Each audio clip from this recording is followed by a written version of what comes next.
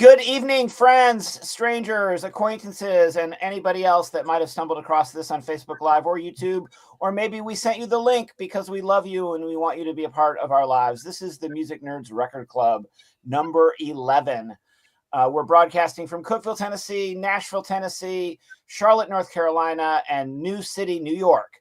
And we're tonight going to be looking at the cradle of grunge with our curator, Amy Rock. She's going to introduce us to this month's album by Mother Love Bone. And then each of us will have a chance to comment on that. And then in the second half hour, it's kind of a buyer's choice here, or presenter's choice. And we'll talk about music listens of the recent past and any other topics we want to share. Thanks for being with us. And here's Amy. Yay. Thank you, Andrew. It's always so hard to pick an album for y'all, because I assume you've just heard everything already. You know more about music than me, but I know grunge is my lane. You may know during my time at Tennessee Tech, I was a DJ on WTTU. My show, The Sludge Factory, was affectionately nicknamed Eddie Vedder and Friends by one teacher on the radio host. And my show was all about grunge and 90s alternative. And so this is just my interest, so I got a lot to share with you. I'm going to tell you the whole history right now, and we can talk about the album. So let's go. If you don't know anything about Mother Love Bone, you may know that it was the band that a couple of the members of Pearl Jam were in. But we have to start at the beginning. In 1980, two brothers, Kevin and Andrew Wood, started a band named Malfunction. They got pretty popular in the Seattle scene in the period preceding the big grunge explosion. In 1987, another band in the scene, Green River, broke up.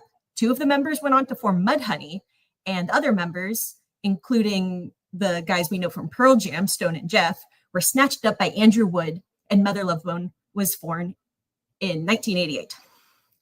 So they got attention of major record labels around the same time that Soundgarden was getting attention, and they rocketed into national popularity.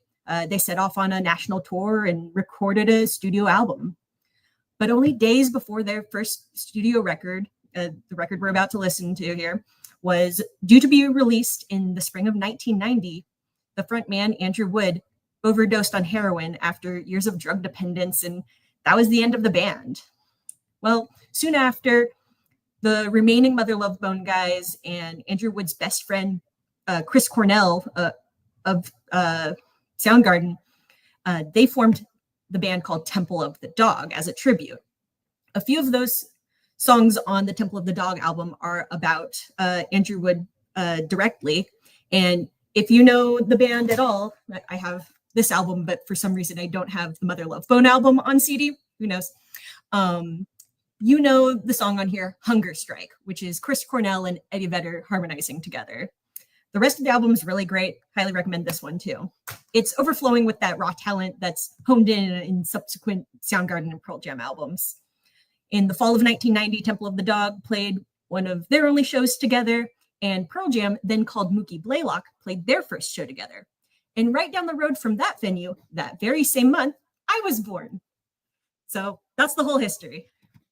Now let's talk about the album. Mother Love Bone's Apple is a very unique album in that it's kind of a genre hybrid. The blend locally is Malfunction and Pearl Jam. That's the members. But it really represents the transition from the stadium glam rock to alternative grunge as the prevalent flavor of rock and roll in mass media. So I'm very curious to hear what you guys hear as influences in here, because I wasn't really plugged into 70s and 80s hard rock, but I know y'all grew up with it a bit more. So I want to know like what influences you heard, because all I really hear is Pearl Jam and Andrew Wood and Malfunction. I almost picked Malfunction as our album to listen to. It's called Return to Olympus, and it's even weirder and more fabulous. It was released a couple years later with help from the label of one of the Pearl Jam guys. And so after Andrew Wood passed, and they just have such a unique vibe. I saw a couple clips of them playing live, and they had alter egos and lore about being from Olympus, and like the album begins with Andrew Wood introducing himself as Landrew Lovechild. Like, it's ridiculous. They'd go on stage in like full Kiss drag, like insane. It's so good. And more that. But in Andrew Wood's own words, Mother Love Bone is kind of the spin-off but better of what Malfunction was.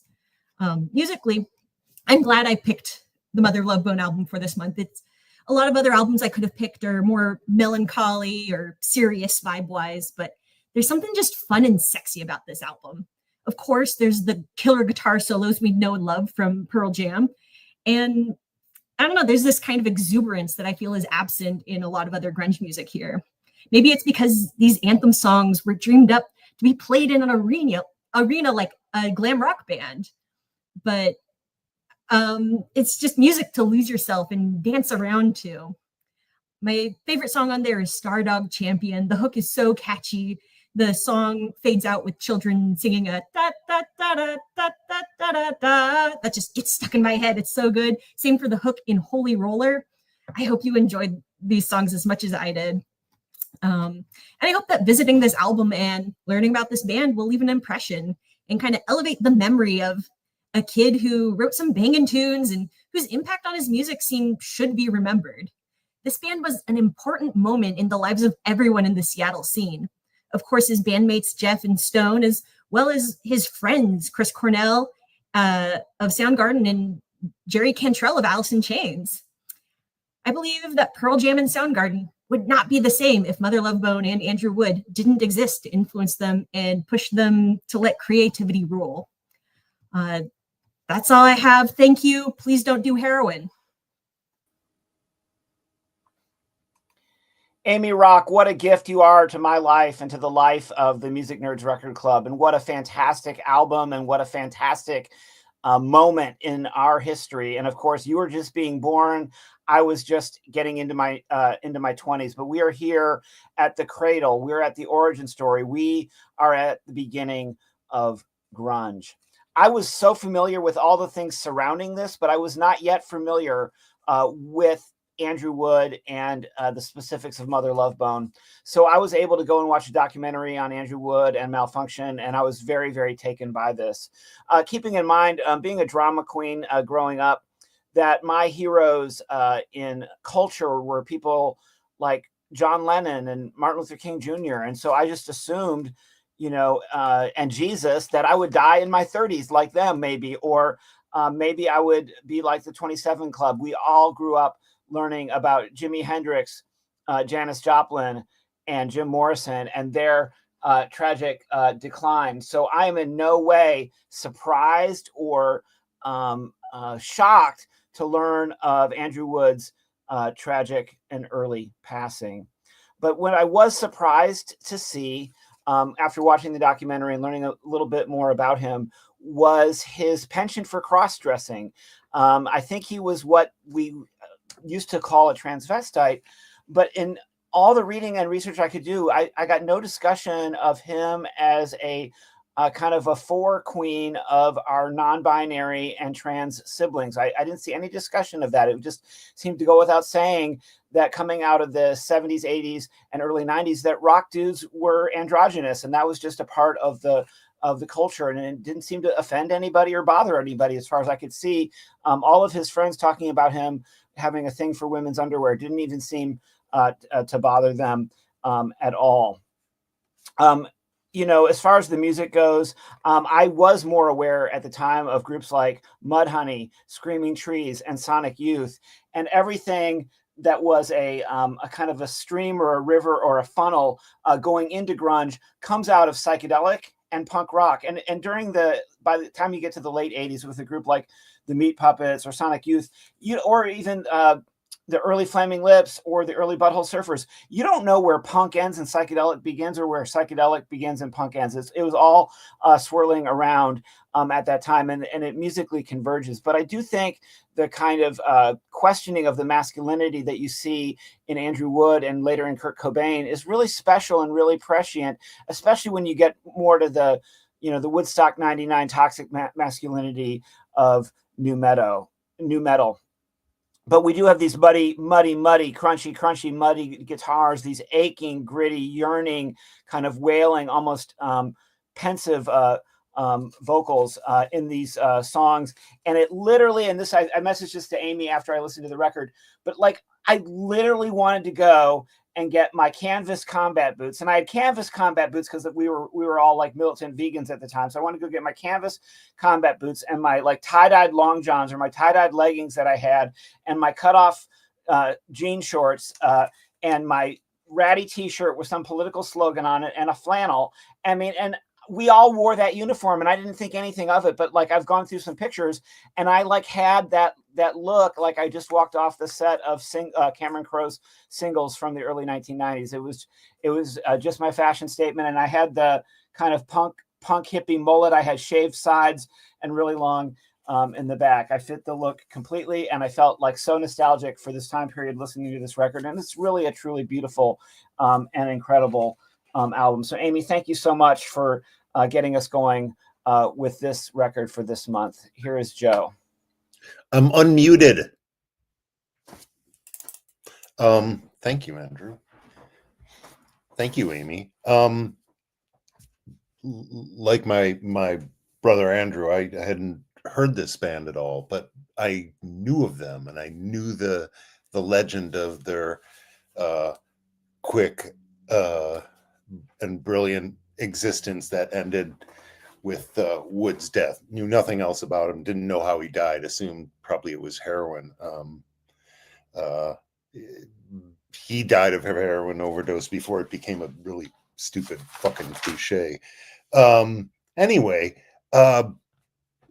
this album was like being whipped around because even though it was on its surface a pretty straightforward kind of pop metal proto grunge, like it was just starting to shudder a bit. The songs were all over the place, and thematically it was really slippery to me. But I really enjoyed listening to it and learning about it, and I look forward to your presentation on it, Amy. I didn't read anything else about him. I just stuck with the myth that I heard. I just have some notes here. In addition to catching some bi or gay imagery in his lyrics that just sort of came out from time to time, I also caught a lot of religious imagery. I think that's pretty obvious. I also caught a bit of the Afghan Whigs, but then they veered off in another direction, which I kind of thought was cool. Like, oh, they, you know, Wood and Greg Dooley both are writing from a position of existing in and around the gutter, and they have completely different takes on it, but they're doing that. And in the end, it felt kind of like big dumb fun. And I spent a lot of time wondering if he was writing in character or if he was just presaging his own death. I thought that the lyrics were kind of delightfully silly. I pulled a couple out here. She used to be my lady. Now she's a substitute teacher. That's fucking awesome. I don't know if he meant it to be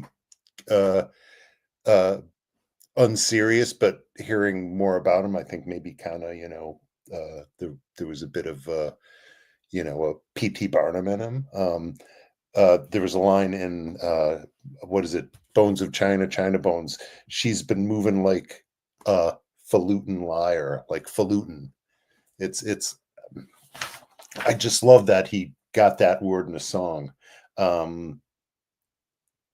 Yeah, I wondered how seriously do we take them, Amy? I like that you threw out exuberance, even though the subjects were pretty dark and you know, maybe written from a pretty hard place inside of them. I thought really they were like that LA glam scene, like just sort of a splinter of that. Like there was a lot of Motley Crue in them, you know. I just throw in a question out there. Anybody wants to put it in there or speak about it in their term, did they predate Guns N' Roses, or is that right about the same time? That's my question about them. The album was a blast. I don't know if I'd listen to it in its entirety again, but I liked a bunch of songs, and you know, they'll come up and it'll be a blast. it was a fun band. One could spend a lot of time on the what if game with them, which is a sort of a tragic thought exercise I like to do, like wonder what these people who died too young would be doing after they had a chance to grow. It's kind of sad. Anyway, it's a fun record. Thank you.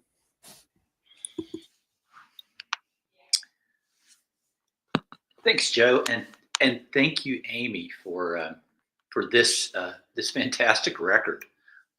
What a lot of fun!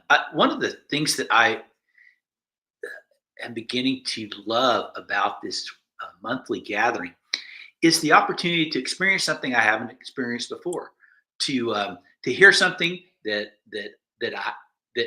missed me when it first came around, and just to open myself up to something. I had no idea what to expect out of Mother Love Bone, and in the as we were talking about this ahead of time, maybe I was thinking too much of at least my perception of grunge or proto grunge, and I was just blown away about what a fun, like you said, Amy, transition from glam stadium rock into proto grunge. It was just a great album. I heard a lot of different things in the music itself. There were shades of Joe's already mentioned Guns N' Roses and Slash, the Motley Crue. They're trying to think of a couple of I heard some of the metal out of the late '60s and early '70s. Stargazer, his presentation and his vocals there reminded me of early John Bon Jovi, and Man of Golden Words. It could have. It was like he was channeling Ozzy Osbourne in a way. I love the humor of the lyrics. Always love it when some religious imagery is thrown in there to add a little danger to the rock that's going on. But it was just a great listen. I listened to it several times today, especially just kind of soaking it all in. Stardog Champion, Holy Roller, Come Back the Apple were some of my favorites from this, and it's something I'll probably return to. So thanks again, Amy, for this recommendation, and I'm eager to hear what Scott has to say. Thanks, Rick. So what Scott has to say is going to echo a lot of what everybody else has said, which is why I hate going last. But here's what I've got prepared to say. Here's what's on my mind. Going into this, all I knew about Mother Love Bone was, of course, about the untimely demise of Andrew Wood and how it preceded Temple of the Dog, Pearl Jam, yada, yada. Plus, the inclusion of Chloe Dancer / Crown of Thorns and singles, and just, wow, what an epic combination of two songs. And I know that on Apple, we only get Crown of Thorns. We don't get the full Chloe Dancer Crown of Thorns experience. You have that on the EP, and it's magnificent. And that to me is like the crowning achievement. I don't understand why they didn't put that on the full length album. And I also, I'm going to spend a moment being the old man yelling at clouds. My main bone of contention with music in the 90s is the music industry saying, we can fit up to 75, 80 minutes on this here thing, so let's jam it full of music regardless of the quality. So with all due respect to every person who played on this album, I really think that they could have trimmed some of it, but that's just me being an old man. I think, 10 songs, 40 minutes, that is like the golden hour right there. But let's get that negativity out of the way. Aside from Crown of Thorns, that's a way, part of me is like, why did you bury it that deep? But then the other part of me is like, yeah, that's an appropriate final salvo. Other than that, Holy Roller, absolutely. That is my other favorite off of this. Dug Gentle Groove quite a bit. I like the moody things, like Bone China. And again, like Joe was saying, I can't help but playing the what if game. What if Andrew Wood had lived? Would Eddie Vedder played with other guys? It's obvious that Gossard and Ament are just as prominent on this album as Andrew Wood. I'm like, Andrew Wood's got serious charisma, and the whole vibe is just total glammy. I feel like it's that sweet spot. It's like Guns N' Roses had already risen to prominence, and the hair bands were getting their hairs cut. And to me, in hindsight, grunge was just really better hard rock. It wasn't the big dumb rock. It was, the stadium rock taking a more introspective, darker turn. And with Mother Love Bone, it was definitely an evolution of the hard rock. It wasn't as dangerous or as edgy as Guns N' Roses, but it wasn't as dumb as like Motley Crue. But I can see echoes of all of that in there, but it was something wholly of its own. And again, I can't help but play that what if game. Would Eddie Vedder have been just as successful with other dudes? Would Mother Love Bone, if they had replaced Andrew Wood, would they have fared well? If Andrew Wood had lived, would they have made a dent, or by virtue of the fact that they burned brightly and quickly and Andrew Wood met such an untimely death that they were just like an insect in amber, and our perception of them is shaped by that. But regardless, I enjoyed this. And again, it's one of these things where, Amy Rock, you got me out of my comfort zone, and for that I am eternally grateful. I do have one other song I want to talk about. The only research I did was Wikipedia. Mr. Danny Boy. Apparently, Andrew Wood was flexing on Danny Thomas, and I wonder why the fuck. What the hell did Danny Thomas do to him? I think I read a quote somewhere where Andrew Wood was like, I don't know what I was doing. I was just being silly. So I'm, that's one of those just minor questions that keeps me up at night. And I think about that every time I hear Mr. Danny Boy. But yeah, I'm better having spent the time with this album. And now that I've listened to it at least 4 times, I'm sure that when I go to hit shuffle or do the favorites mix on Apple Music, that these tracks will pop up. And it was great hearing Crown of Thorns once again. So, Amy, thank you. We are listening to the Music Nerds Record Club number 11 for November the 18th, 2024. Next month, we'll be taking a break from our album focus to do our best of the year. I love what Scott just said about what if, because of all of the key players from Pearl Jam, Soundgarden, they were all swimming in the same geography, and they were all in the same community. They were housemates and, beer drinking pals and things of this nature. And it reminds me of how it used to be when there was a movement or a scene like in art. And I think of the beat writers. I know Joe Guinness knows my obsession with Kerouac and Ginsberg.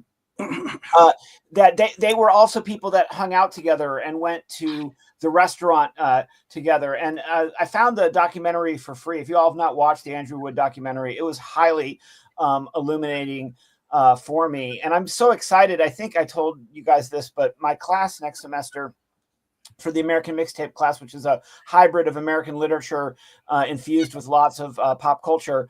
I'm doing a 90s theme for the whole semester. So I just feel so ready to get my 90s thing on with this pod this evening. We got about 4 minutes and 45 seconds for y'all to have a final chime in. Amy, you want to comment on what we said? Yeah, I would love to reflect on what y'all said. Andrew and Joe, I love that y'all picked up on the like low-key queer vibes, because I always have too. And just that's one of the reasons I find Andrew Wood so interesting and just fun to watch and listen to. Joe, I appreciated you looking up the lyrics, pulling Falutin' Liar. That's awesome. I don't know if I've ever heard that in the songs. Rick, love that you pulled the influences you heard from Guns N' Roses to Ozzy. That's great. Might put together my own little playlist to reflect on some of those bands more. Scott, cool Third Man hoodie. No, I enjoyed what you had to say. One of my reflections was thinking about Eddie Vedder and him joining the band, just what huge shoes he had to fill, like what they knew as a front man for what they were doing, and having Eddie fill that role, like loving Eddie Vedder so much and knowing what a rock star he is, but knowing what he was trying to live up to just makes it that much more impressive, I guess. But yeah, and I'm also glad y'all mentioned the movie Singles. That's going to be my first recommendation for things to listen to. The Singles soundtrack, and that movie has been very important to me. So if y'all have anything else to say about the album. I did have something and it just popped out of my head.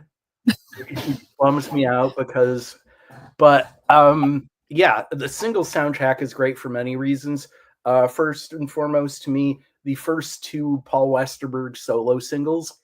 But now I remember what I wanted to say about Eddie Vedder. It's just Eddie Vedder and Andrew Wood both seriously charismatic, but in different ways. Eddie Vedder is he's just this very kind of rooted, calm presence, just very soulful and very singular.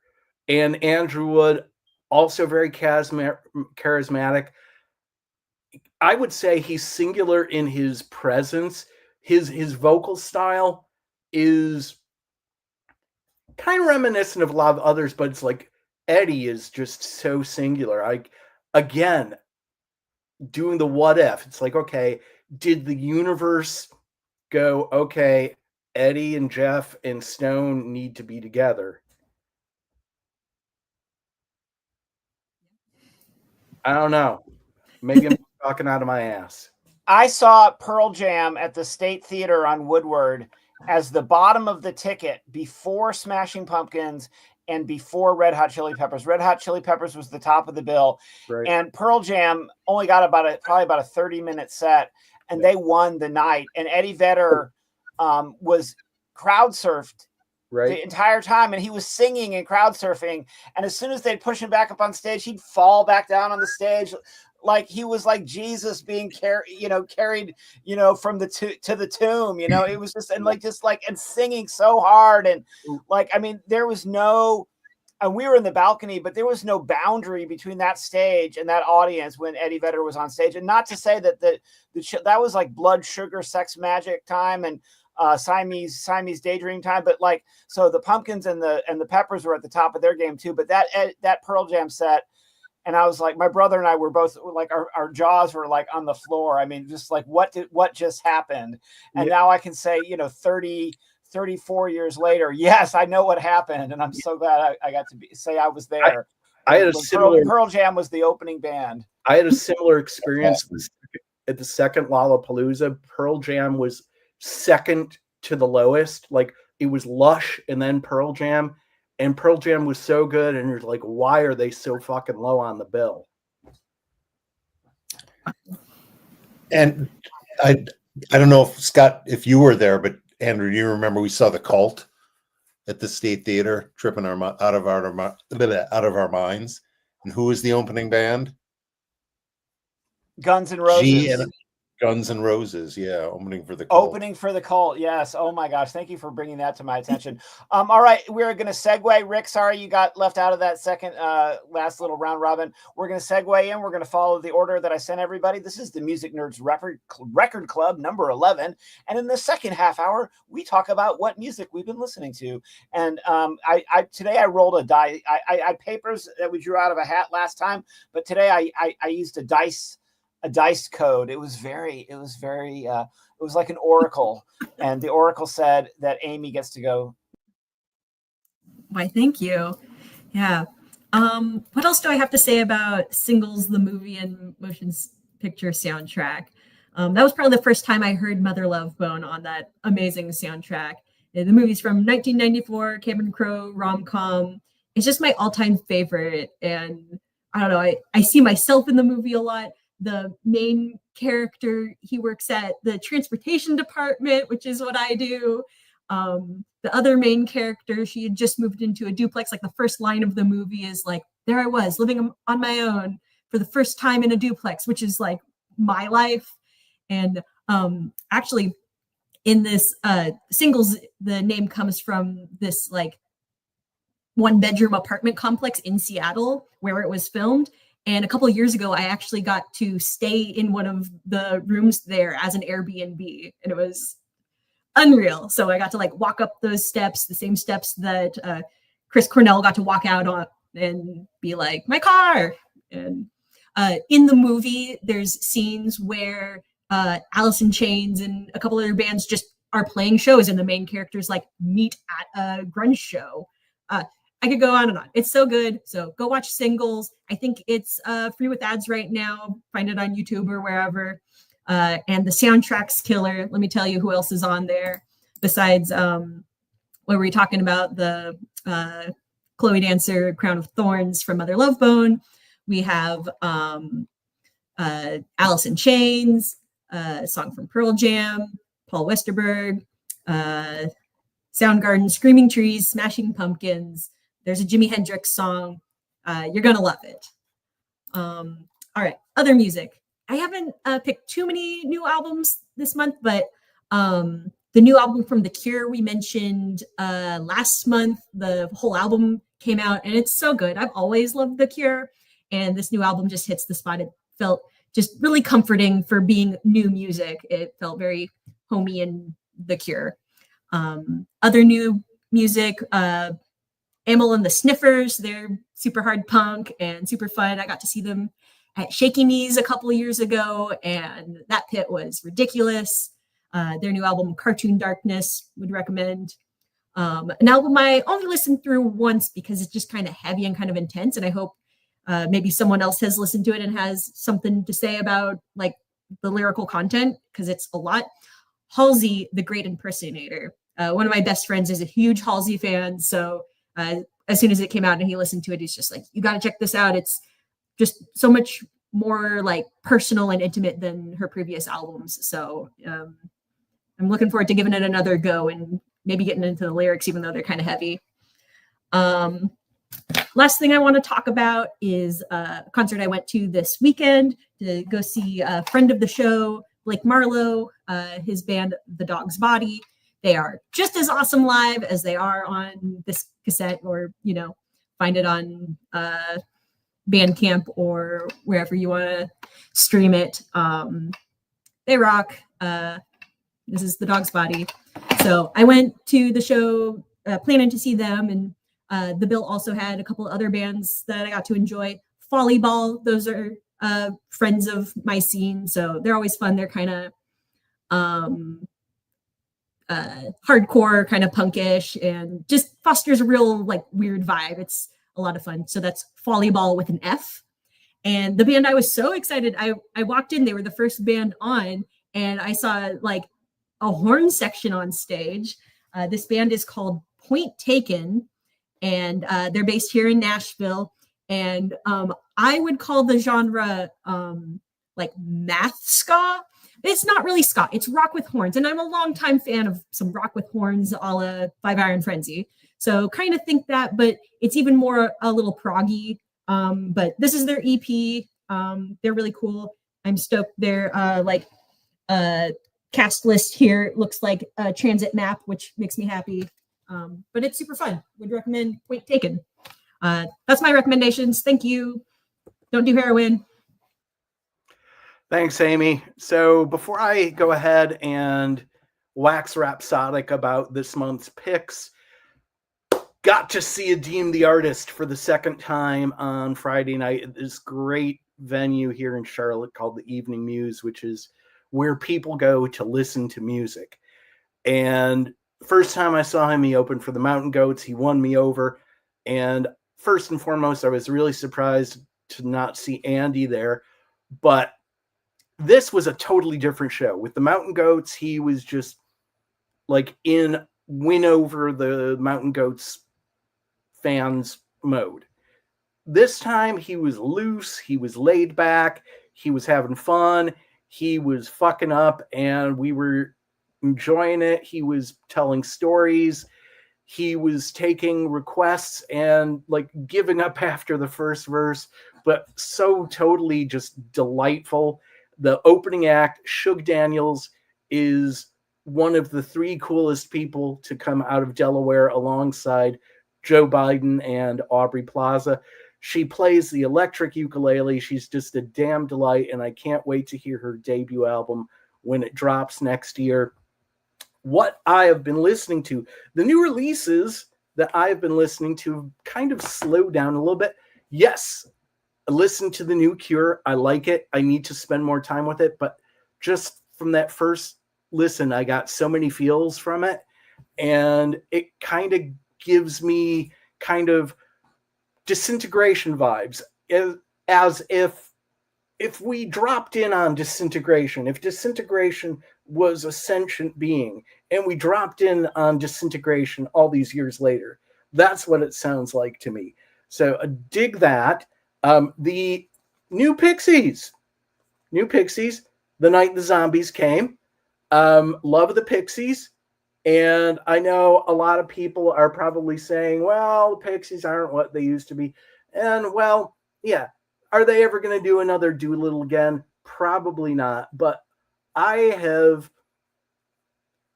kind of taken the Pixies and go, there's classic Pixies and there's Pixies Mach 2. And this is one of the better Pixies Mach 2 records. I also liked Head Carrier a lot. Just super melodic. And I've listened to it twice and dug it. And looking forward to giving it a couple more spins. This one, oh, what a gift to have a quote unquote new record from Lone Justice. If you haven't listened to Andy's Sit Down with Maria on Teacher on the Radio, go ahead and give it a listen. In all fairness, I haven't finished listening to the episode, but I listened to most of it.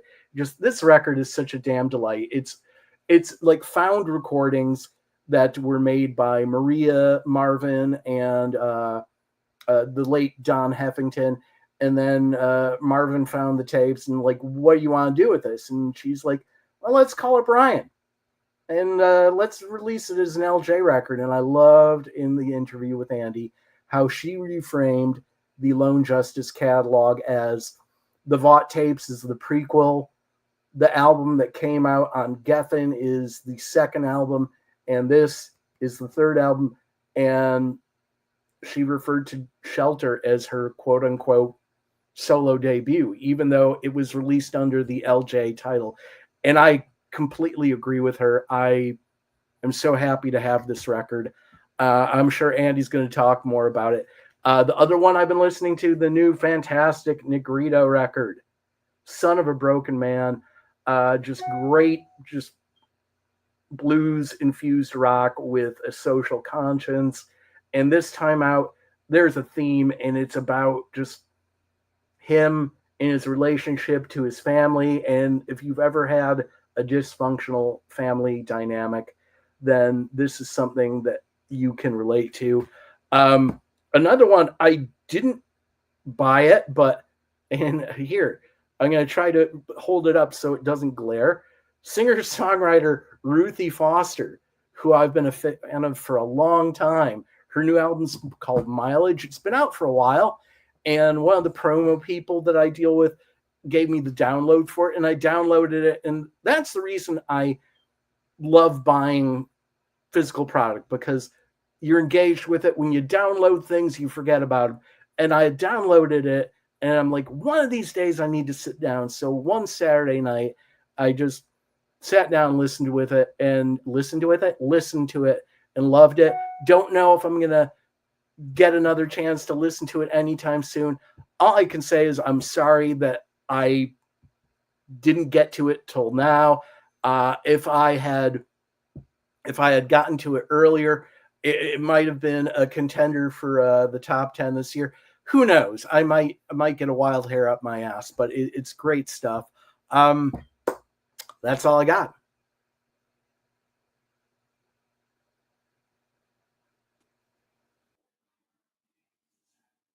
Thanks, Scott. And Amy, I'll co-sign the Cure's new album. It's really good, and like one of our colleagues wrote, it seems to match the moment in a striking way. Outside of that, I haven't. I found myself not listening to a lot of new releases since our last meeting. Some things I've been listening to lately are in line with getting my best of the year list together, so I'm not going to mention those. Wait for the reveal in December. But I will mention a couple of things. One, I know I mentioned this a couple of episodes back, but the vinyl just came out. It's Woodland by David Rawlings and Gillian Welch. And the reason I mention it for those of you who are a vinyl enthusiast or vinyl curious, it is a stunningly mixed and cut album. It sounds incredible on vinyl, and not all new vinyl does. I think there's been stories about how Rawlings and Welch were just like a little bit bothered by the inconsistencies of vinyl production, so they bought their own vinyl lathe, cut the albums there at their studio, and if you haven't listened to this album, and you don't have to listen to it on vinyl, it is beautiful, a great sense of songwriting and storytelling. So I highly recommend it. One of the things I have been doing, although I got off track early in November, I won't say why I got off track, but I had downloaded the app that gives you a new album every day out of the 1,001 albums you should listen to before you die book. And it has been a revelation for me. I've encountered some albums that I was very well familiar with, but some that were on my shelf that I really hadn't listened to. And I'm going to mention one of those, and that is Stephen Stills' debut album. Of course, I was familiar with Love the One You With, familiar with all the CSN and Y stuff. So I was expecting a little more of that. Maybe some laid back Laurel Canyon sound. It was a feast for the ears. He's incredibly musically talented. The genres were all over the place, and it's stacked full of stars that are collaborating with him, from Graham Nash to David Crosby to Rita Coolidge to Mama Cass. Booker T. Jones is on here. Eric Clapton, Jimi Hendrix sits in on one of the songs. It just sort of got me deeper into how talented Stills was and how wide his repertoire are. So that's been some of the things that I've been listening to. The 1,001 albums generator has also taken me back into the genius of Brian Eno, listening to Remain in Light or David Bowie's Low. It's stunning the where his fingerprints are on some of the greatest albums to come out in the last 4 or so, or 3 or 4 decades. But anyway, that's what I've been listening to, and looking forward to getting into some more new stuff after the first of the year. But that's where I am right now. So thanks. Thanks, Rick. Rick, I've been actually kind of sniffing around, curious about that Stills LP you recommended, so I might bite on that. I never really liked CSNY. That hippie vibe still sticks in my craw, and it's just a prejudice I've carried for a long time. It doesn't even make sense, and it also makes me think of something I thought of earlier this evening, was that not talking about what I've listened to yet, but Mother Love Bone is not a band I would have let myself listen to. I was too much of a snob back then, for what it's worth. So I missed a lot of stuff. Like I never saw Groundhog Day, like a lot of those great, ridiculous movies. Anyway, what have I been listening to? Oh, Amy, Rock with Horns. There's an Australian band that's been around forever called Hunters and Collectors. They have a brilliant record from the 80s called Human Frailty, which is just like a guitar, bass, drums, and a brass section, and it kicks ass. It's just like this meaty, sweaty. It's great. They've had a whole career of amazing music, but that one record is awesome. If you like rock with horns, it's exactly that. Like it's like a punch in the gut. I haven't listened to much new stuff beyond The Cure. It's sad, but I've been getting a lot of vinyl, like Rick. And I'm going to show you some of my things I've got. So I joined the Third Man quarterly vinyl club because I just love this shit, and I trust Jack White's taste, or whoever he hires. It's like that organization. He's like pure. I don't like everything he does, but he's a purist, and that's great. And he's Detroit, so this is like a 3-disc sampler of this 11-disc. It's like every recording Bob Dylan and the band did on the road in 1974. I was disappointed that this didn't have some of the songs I heard, but it's pretty brilliant, and it's on green vinyl, and it comes with a single live version of Blowing in the Wind, and all that fun stuff, a facsimile of the program for the time, and it's awesome. I love it. The band were like great musicians. Like they were great live. That you can hear it there is on the last waltz. I saw Drive-By Truckers at Irving Plaza in New York. I had the VIP passes. I don't know if we've talked since then or if it was after. Maybe. Anyway, it was an awesome show. Andrew and I are seeing them in Nashville and on their Southern Rock Opera tour, and I'm so stoked to go down there and hopefully meet you, Rick and Amy. But seeing the rock show with an old friend, they're doing Southern Rock Opera kind of in its entirety, but this American band was recently reissued with a Les Freed cover. It was Les Freed is sort of the band's artistic sixth member. He did so many of their covers and is responsible for crafting their image in many ways. But this is one of the greatest rock protest albums of the last probably 40 years for sure. I will not equivocate on that. One other record I'm going to show off is Blind Gary Davis's Harlem Street Singer. I just got that. I found out about this reissue label called Kraft Records. They really do a wide array of stuff. Like they will have REM stuff, but they do a lot of these classic rediscovered blues artist side. And Blind Gary Davis was a blind street singer preacher, and these are all religious songs. Apparently in New York at that time, you couldn't go out and busk, but the cops were a little more tolerant of people who were singing religious songs. So blind Gary Davis made some coin and preached at storefront churches, but he made, a number of brilliant records, and that's one of them. Anyway, that's what I've been listening to.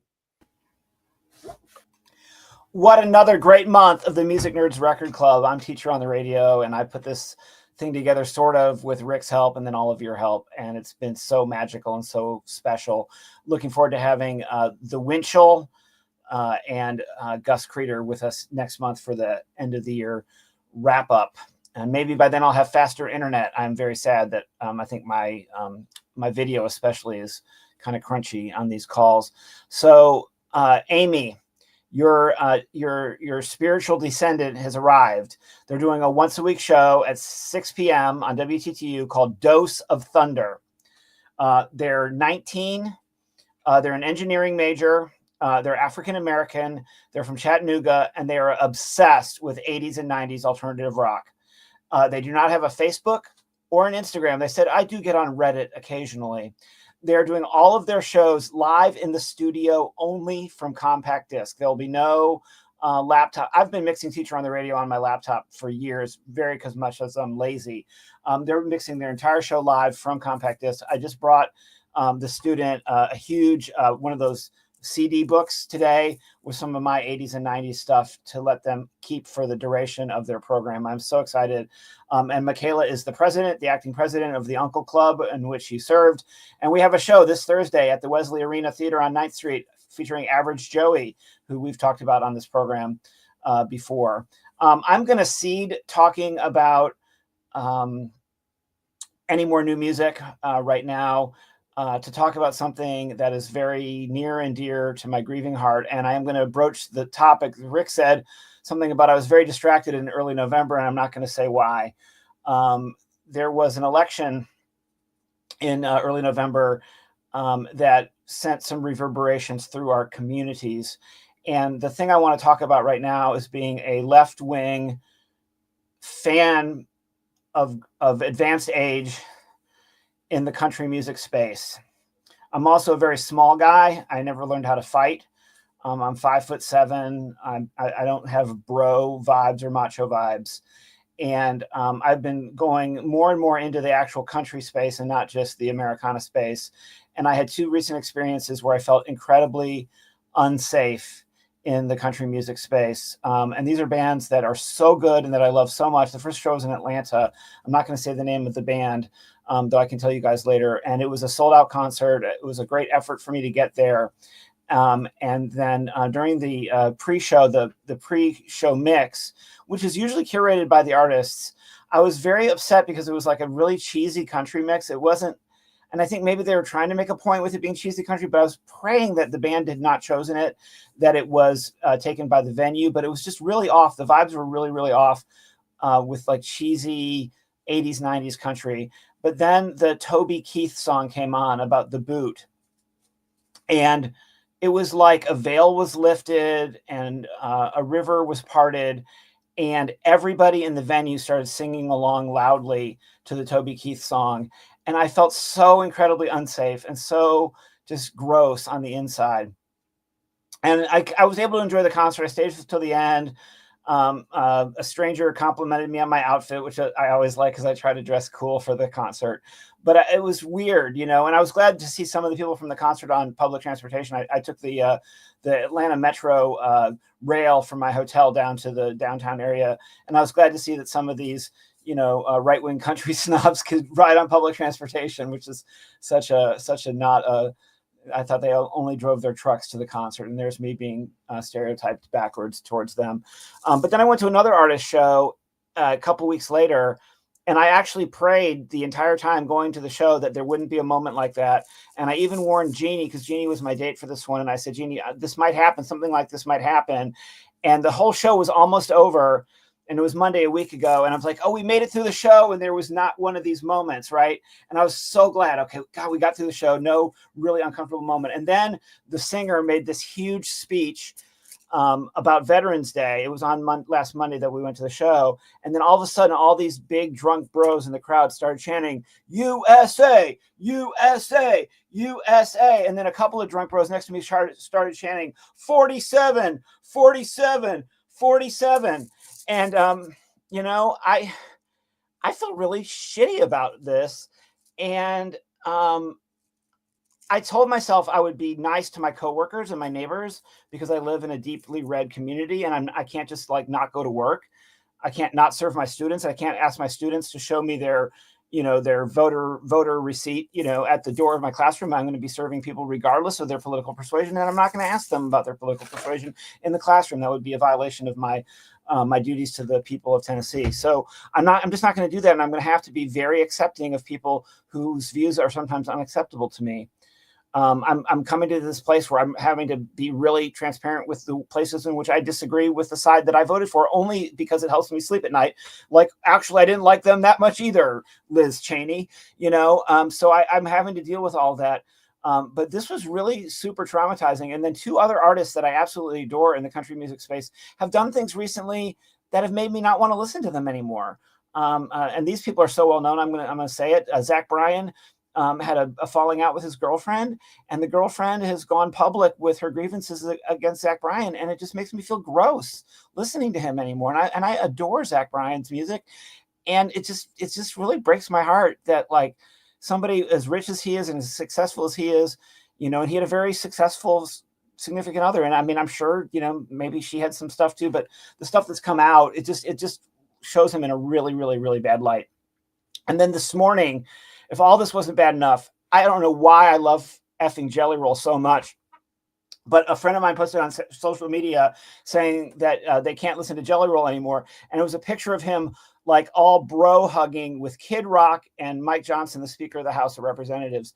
And I just about barfed all over the kitchen table looking at Jelly Roll doing this. And it's really made me question this journey into country music that I've been on these last couple of years, and what my motives are. And it definitely makes me want to go to a punk rock show where there's people like Andrew Wood, you know, where there's people who are gender nonconforming and people who share some of my values, you know. And I'm so grateful to hear what you said about Adeem the artist earlier on the show, Scott, because that's a country musician who shares my values and makes the kind of music that I'd like to listen to. We've got time for just a couple more comments, and I'm going to bring everybody back on screen. So thanks. Oh, Hello. I guess Andy got really upset and left. I'm there. I am. I hope my editorial wasn't too much. Anyway. No, I wanted to add something to that. I think we're going to see a lot of artists, just like the Washington Post non-endorsement. You know, this is about like trying to ride with the winds, you know. Unfortunately, like the Washington, like Bezos made a decision that helped his business. Yeah. And I don't think this is much different, unfortunately. Yeah. Like I hate to say people fall in line with that shit because well, why do they vote for that shit in the first place? Because they think there's some reward. Yeah. And I hate to be the cynical guy, but I'm like, a lot of the things you told me doesn't surprise me. That's why I'm really leery of, you know, this mainstream bro country. And I have no idea what Zach Bryan did, so I'm going to look that up. Part of me is thinking, okay, maybe Jelly Roll's just being a nice human being, but, you know, I also want to dig into that too. But, you know, I think most human beings are fallible, and if you give them enough time, they'll give you a reason to dislike them. Yeah, for sure. I've made peace with some art by assholes, you know, but some of it I can't. It's just, you know, case by case basis. You know, I just have so much time that I give to this hobby, and there's so many albums that'll be on your lists. When your lists come out in a month, there'll be so many albums that I've never listened to. Like, I haven't had enough time to get into that Cure album, even though Rick talked about it like it was one of the most epic things that's ever happened. I've only listened to the Nick Cave album 1.5 times, you know, like, so like I want to give time to the albums that my whole community is telling me this Cure album speaks to what you're going, exactly what you're feeling right now, Andrew. The Cure album is an album that will help you navigate those feelings. And then I look at, I bought the Scrabble thing. It's from Last FM, and it tracks your listening, and it gives you can get an instantaneous data update on your actual listening on your streaming service of choice. And so I'm using that to help me make my list, and I'm looking at how high some of these artists are in my total listens, and it's just heartbreaking, because obviously they're ear candy for me, and obviously there's something in their lyrics. I mean, they're not that forward in their lyrics, like, oh, this is a Red Hat, this music is for Red Hats. That's not forward in their lyrics, you know, because if it was forward in their lyrics, I definitely wouldn't be listening to it like how much I am, you know. It's Come back hard to the alternative space. Come back. One of us. Go on, Joe. We accept you. I forgot. Yeah, it's hard when you know you connect with that artist, you know, and that artist also has this side that's fucking baffling, you know. And how can they speak to you so much? I don't know. It makes you kind of want to maybe work a little harder. I shake my tiny fist. Yeah, I don't know. Well, I think 2024 was an amazing year for music, and we will be back on December the 16th, Monday. We'll have 2 more people. We'll be 7 little Hollywood squares, 7 little Brady Bunch squares for our blended chosen family of music nerds, and we will bring it the best of 2024, December the 16th at 7 p.m. Central, 8 p.m. Eastern. Team, stay on the group chat for a little team meeting. And to anybody who actually listened to this, whether in part or in whole, thank you so much, and we'll be back next month. This is the Music Nerds Record Club.